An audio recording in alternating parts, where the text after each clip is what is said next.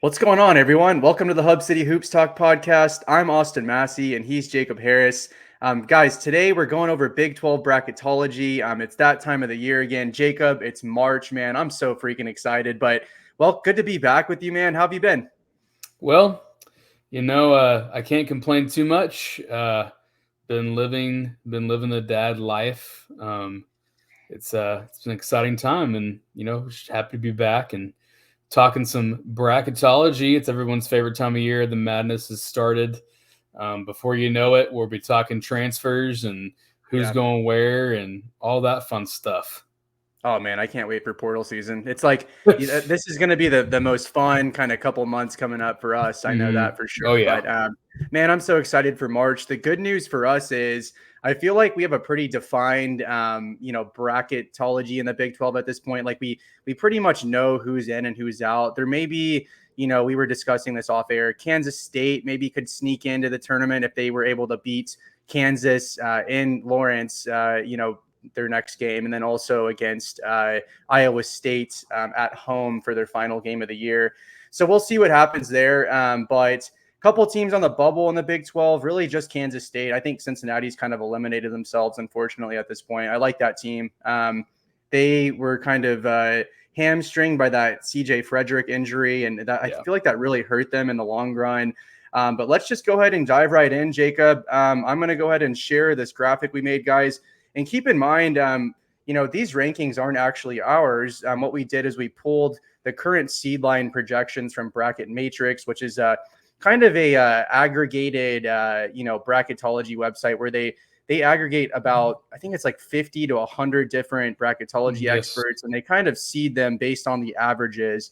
But in this graphic, you can see here, guys, we just have the, standard stuff, win-loss record, the net ranking, strength of record, BPI, and then your KenPom ranking here. And Jacob, I mean, Houston, man, they continue to impress me. I think that Iowa State has really made things interesting there. I think if you put those teams on a neutral court, it's like a 50-50 kind of toss up, if 5 out of 10 games or something like that, each of them would win. But Houston, let's talk about them to start, Jacob. They have solidified themselves as a number 1 seed. Give me your thoughts on Houston. I think they're probably going to end up being the top seed in the tournament as long as they don't have any terrible losses in the conference tournament. I think they'll win out the remainder of their schedule. I don't know how Kellen Sampson handles conference tournaments. As we all know, with Chris Beard's tenure here, he really didn't put an emphasis on the conference tournament. He'd rather have the extra rest days for his team. So we'll see how they handle that. But I think they've solidified themselves as definitely a 1 seed and potentially the top seed in the tournament. Yeah, I mean their metrics here are pretty impressive. Number 1 in the net, number 2 strength of record, number 1 BPI, number 1 KenPom. Pretty much number 1 across the board on the analytics sites. But that defense is just so good. I would be fascinated to see Houston get matched up with like a Tennessee or like an Alabama who's just got a really high octane offense. I mean, Tennessee is really someone who's actually impressing me at this point.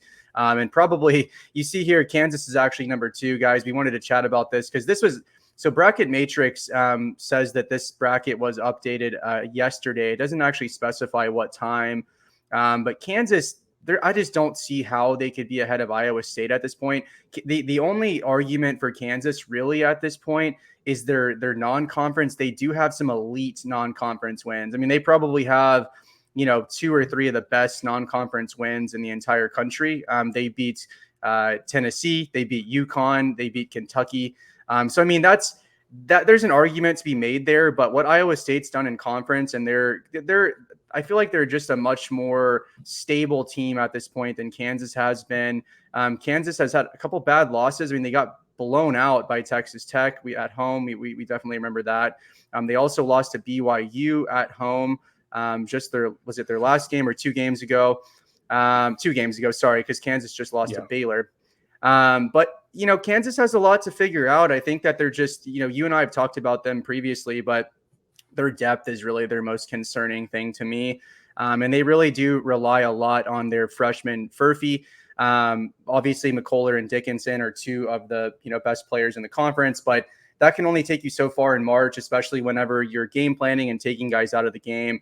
You saw Texas Tech completely take Hunter Dickinson out of the game in Lubbock.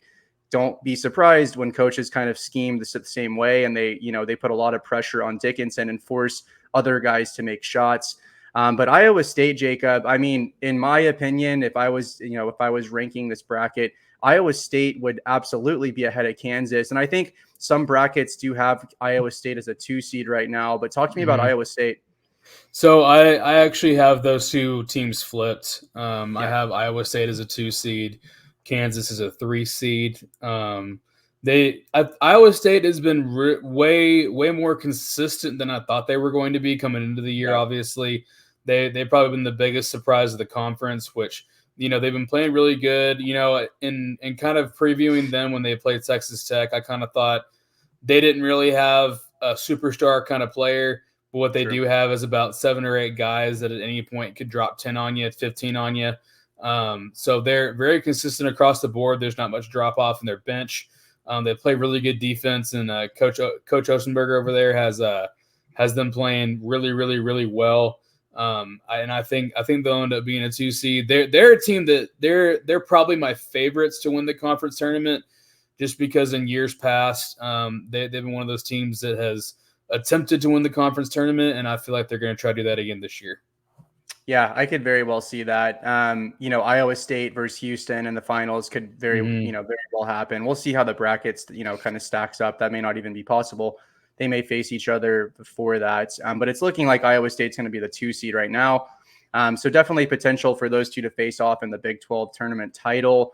Baylor's also been impressing me, man. I mean, I feel like I had my doubts about Baylor, just about a month ago. I was kind of like, I'm not sold on them. I think their defense is really concerning at times, but they seem to really be kind of getting their stuff together. Ray J. Dennis seems to be, it feels like he's really kind of taken on the role as the lead distributor. I think he had 10 assists against Kansas. He is really coming on as a playmaker and a distributor. And I think that's what they needed from him. They don't need him to score 20, 30 points a game. They need him to facilitate, be smart with the ball, limit turnovers, things like that.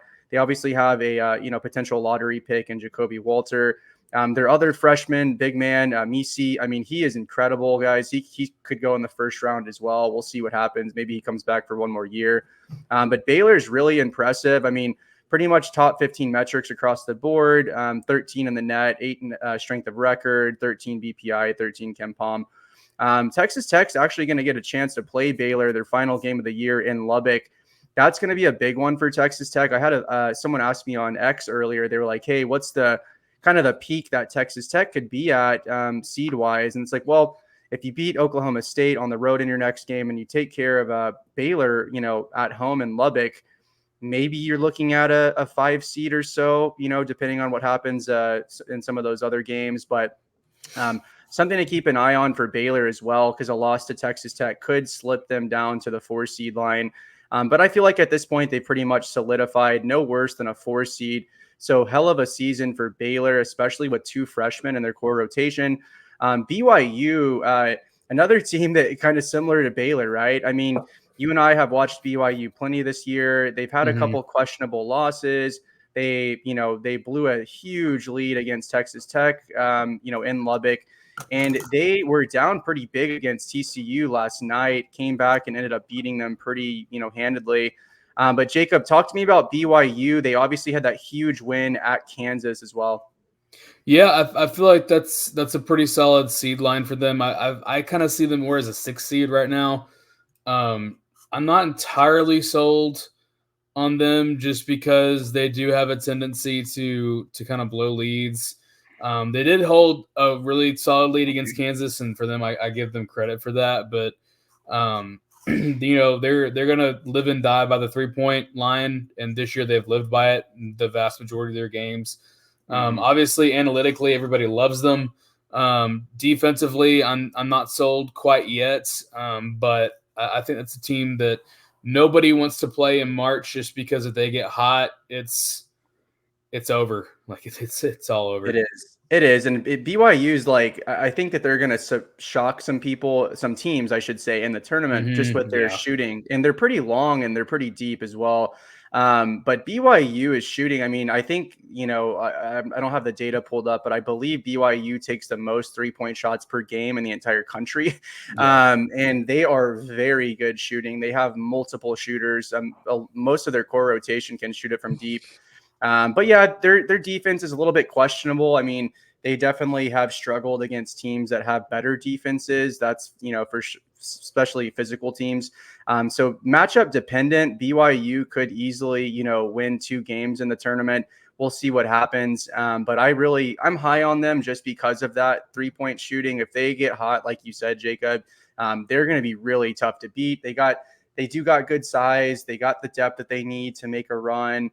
So we'll see what happens with them. But as of now, I think in that 5 to 6 seed range is probably pretty fair. That win against Kansas really helped them out a lot. Oh, yeah. Otherwise, I'd be sitting here telling you there's no reason BYU should be ahead of Texas Tech, considering Texas Tech, won the head-to-head.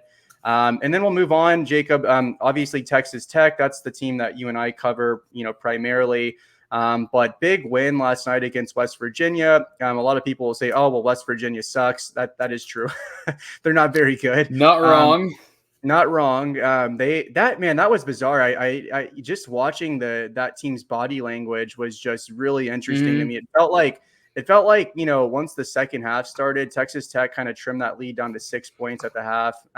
It just felt like they knew they were going to lose. It felt like they were content with that. It felt like they didn't really have much fire in that game last night, but it's a big win for Texas Tech, not because they beat West Virginia, but just because of how much they struggled the last 2 games. They're obviously banged up. Their starting big man, Warren Washington, has been out for several games now. Don't really expect him back anytime in the regular season based on kind of what Jacob and I have been hearing. But Texas Tech at a 7 seed right now on Bracket Matrix. Again, I think the peak for Texas Tech is probably a 5 seed. If they can beat Baylor, I mean, that's another Q1A win. Yeah. They already have 3 of them. That gets them to 4 Q1A wins, which is, up there with some of the top 20 teams in the country. And just in general, heading into the tournament, finishing off the regular season with a win against a top 10 team in Baylor is always good in the committee's eyes. So we'll see what happens kind of down the stretch here. Texas Tech has to go to Oklahoma State for their next game, who's actually been playing better. They're not just getting steamrolled like they have been in the past. They had a pretty tight game with Texas, and then Texas kind of pulled away down the stretch. But that's going to be an interesting game as well. They're a team that kind of can get hot from beyond the arc as well. So we'll see what happens with that. But right now, I feel pretty comfortable with Texas Tech being at that 7 seed line.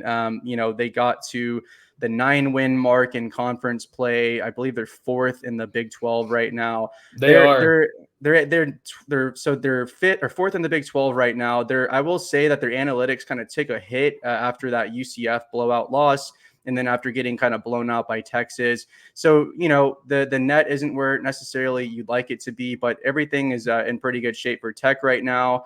And then, Jacob, I guess in terms of the Warren Washington injury, is this something that you think is going to kind of linger into the tournament, or I guess what are your thoughts there with Warren Washington? We've seen how toes affect stars at Texas Tech before. Obviously, when Keenan Evans' toe broke, I don't know the extent of Warren Washington's injury, whether it was a break or a sprain, but it does tend to linger. The very good news, I think, is that McCaslin's okay with taking it on the chin for the moment.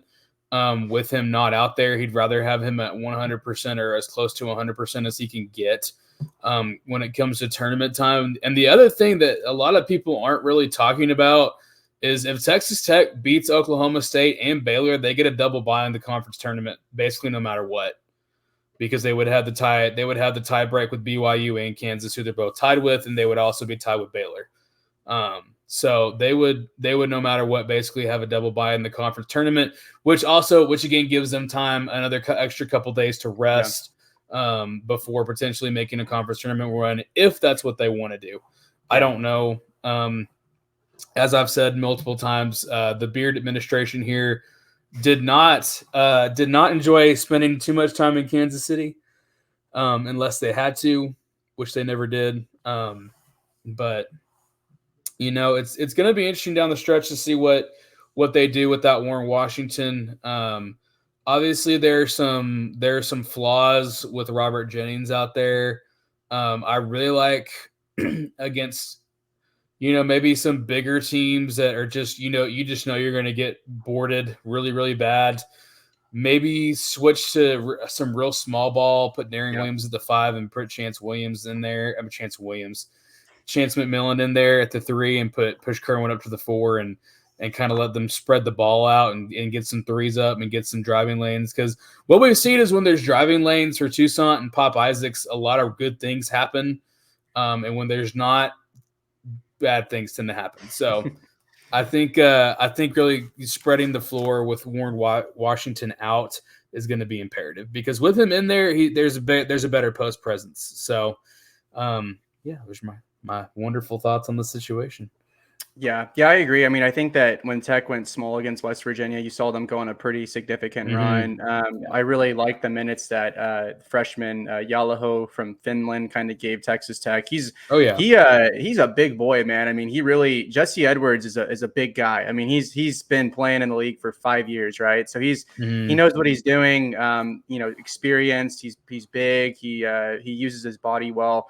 Yalaho is just so solid. I mean, he really kind of held Edwards in check at times. He wasn't able just to easily back him down. There were a couple of times where he used his positioning to kind of catch the ball down low pretty close to the rim and just put up a quick shot.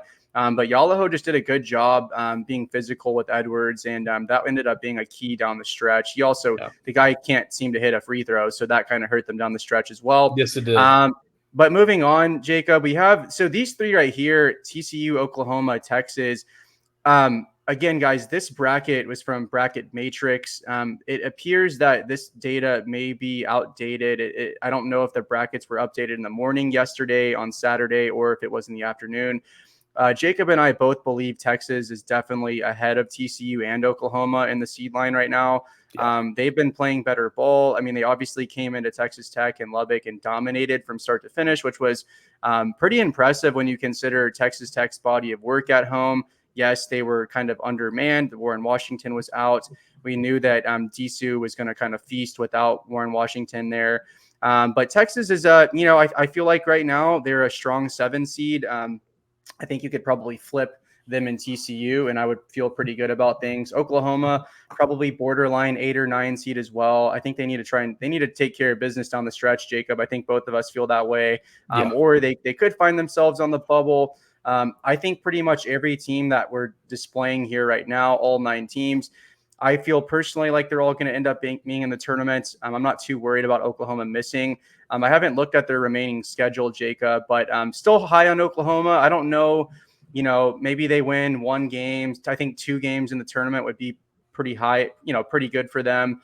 But Texas is a team that could potentially make some noise, and so is TCU. I mean, the problem with TCU, and I'm sure that you've observed this too, Jacob, but I mean, they can play like, they can compete with anyone for 1 half. And then the next half, it's like they just completely disappear. It's bizarre. It's like against BYU. I mean, I think they put up 49 points in the first half or 45 points. And then they just came out in the second half and just got destroyed. They had a really rough game at home against Baylor. So it's just, they're so inconsistent, and that's what scares me. But if they can just put it together, play some defense, and really just stay consistent for 2 halves, that's a team that could easily win 2 games in the tournament, and a team that I'm high on. But Jacob, I guess, give me your thoughts here between TCU, Oklahoma, and Texas. Who do you see kind of advancing the furthest in the tournament between these 3? I see TCU just because of their depth. They're really deep. We know about 1 through 10. They got a 10-man rotation there that they can kind of pick and choose who plays based on the matchup. I think Oklahoma has a couple more shot makers. But like you said with TCU, if they turn the ball over like they did and like they did against Texas Tech down the stretch, it's going to be hard for them to beat anybody. And I'm not too sure on Texas. I'm not entirely sold on them yet. They don't have as much outside shooting as the other 2 teams do, and I think that might hurt them kind of down the stretch. They do have probably the best player out of the 3 with Dylan Disu. But it's and Max Abmas too, but Abmas he's been having some struggles as of late. But we'll see. I think all three of them a game or two winning in the if I bet you one of the three makes it to the Sweet 16, maybe two of the three. Yeah, I agree with that. And that's the thing about Texas that's so interesting. It's like they really struggled at the first half of the season, especially at home, which is bizarre. I mean, Mm-hmm. most teams in the Big 12 seem to they're pretty solid at home. Texas lost to Texas Tech on the opening night of Big 12 play, and then they lost to UCF not too long after that. But yeah, they're playing better ball. I think the key for if you're going to beat Texas, like the key is you got to shut down Disu, and then Shedrick really has been good off the bench for them. And I mean, I agree with you about TCU. I think out of all three teams, they're definitely the deepest, the most athletic.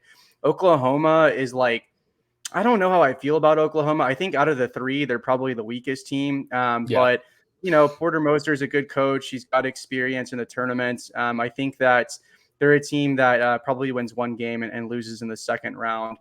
So we'll see what happens there. But overall, Jacob, I mean, I think that the Big 12 right now is obviously projected 9 teams in the tournament, which is, I believe, the next closest is the SEC. I think right now they're at like 6 or 7, kind of depending on what happens. I believe. 7, depending on what happens with the bubble. We'll see. Mm-hmm. Speaking of the SEC, Ole Miss they've been really struggling. Old Chris Beard is not having a great season at Ole Miss. But that's just, totally off topic. Doesn't have anything to do with me being a Texas Tech fan. But anyways, going to be really interesting, Jacob. Give me your picks to, who in the Big 12 is making it the furthest. So I see Houston and Iowa State probably being your two Final Four contenders. Honestly, I mean, you could see both of them in the Final Four potentially. I mean, with Houston's defense and just Iowa State's consistency, they're both very, very good, and they're going to be very, very good. And the style they play is going to present issues for anybody. I could also see like a BYU getting super, super streaky and just not missing for 3 games and finding themselves in an Elite Eight or a Final Four. Geez, you could see any. I think you could see any of the top 5 or 6 teams make it to a Sweet 16 easily, or an Elite Eight potentially. I don't think all of them are going to make an Elite Eight, but I feel like most, the top half of the teams here are going to win 2 or 3 games in the tournament, and the rest of them, if they can get hot, we'll see. Yeah, it's going to be fascinating. I'm so excited, man. Really, the Big 12 tournament will be fun. I think, it's a good time to kind of get some momentum potentially. But really, teams are just looking to stay healthy, especially if you've already secured kind of a top 8 seed. And just as a note, I'm looking at Lunardi's, kind of updated bracket from yesterday afternoon. And he actually has Houston as the 1 seed, as kind of we have here, but he also has Iowa State as a 2 seed, the 8 overall. So again, Iowa State will be ahead of Kansas, as long as they win out from here on out. Baylor is actually ahead of Kansas as well, at the 10 seed. So they're pretty close to that 2 seed as well. I mean, if they win out the next 2 games, they go to Lubbock and beat Texas Tech. I mean, they could kind of squeak in for that final 3 seed, where Duke is right now. And then that will be it in terms of the top 4 seeds. So really you're looking at Houston, Kansas, Baylor, and Iowa State, kind of representing the top half of the Big 12. And yeah, as of last night, Lunardi has 9 Big 12 teams in, 7 SEC teams, 6 Big 10 teams, 6 Mountain West teams, which is actually really shocking. That league is really they're really good. They're really good this year. A team that's going to probably make or a conference that's going to make some noise in the tournament. But I really like what the Big 12 has done this year. I'm excited to see them play in the tournament because I'm just kind of tired of the whole, that they're manipulating the net. So funny. You even have coaches, you have, what is his name? Jeff Capel from Pittsburgh. And he's talking about how, the Big 12 is playing the, 300 ranked non-conference schedule. And people are like, dude, you played one of the worst non-conference schedules in all of college basketball this year. So it's hilarious. I mean, there's always going to be, coaches who are trying to kind of be Oh yeah. political and position themselves well for the tournament. But Also, overall, before you move on, shout out to my guy George Michalowski for asking Jeff Capel that question that led to his 11-minute rant. So yeah, good on you, George. yeah, that's a good solid like bait question, and he took the bait, man. He really did. He took the bait, he ran with it. Mm-hmm. But it's funny stuff. It's like there are some points to be made about the net, and maybe it's not the most perfect kind of tool, but guys, with any of these analytics sites, it's like the reality is on the Kin Palms, the Torviks of the world, Haslams. If you're facing a crappy opponent, I mean, you're going to be favored to win the game by 20, 30, 35 points. That's the baseline. You know what I mean? Mm-hmm. So even if you win by 40 points, it's not like your efficiency metrics are going through the roof because you're projected to win by 35 points. So all of these things are taken into account. I will say on kind of a final note on this, I would love to see the Big 12 schedule harder non-conference just because why not? It's good for the sport. I think that, Kansas is a great example. If Kansas doesn't have that non-conference that they did, I mean, you're probably looking at them as like a 5 or a 6 seed right now, right? Oh yeah. But they put themselves out there early, that's kind of what I prefer. I mean, obviously, as you get into the back half of the season, it's all conference play, but even for Texas Tech, would love to see them play a harder non-conference schedule. Not because, not because they need to necessarily, but just because it's good for the sport. It's good for your team too. I mean, there's a serious argument to be made that you only hurt yourself by kind of, scheduling these cupcake non-conference schedules. And then when you get into conference play, you're like, oh my God, we haven't faced a good team yet. So something to keep in mind, guys. But I think Jacob and I are both pretty damn high on the Big 12. I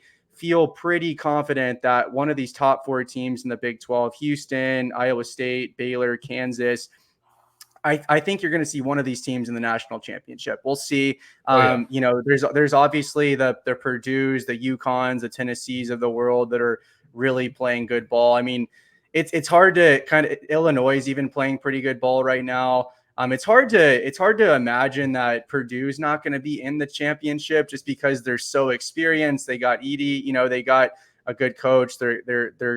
We'll see. Hopefully I don't jinx them. They had an early exit last tournament, but I'm so excited, man. We'll see what happens with the Big 12. But guys, thanks for joining today. Jacob and I took a little hiatus the last few weeks. We've both been kind of busy with personal stuff. But we will definitely be ready to go with the transfer portal.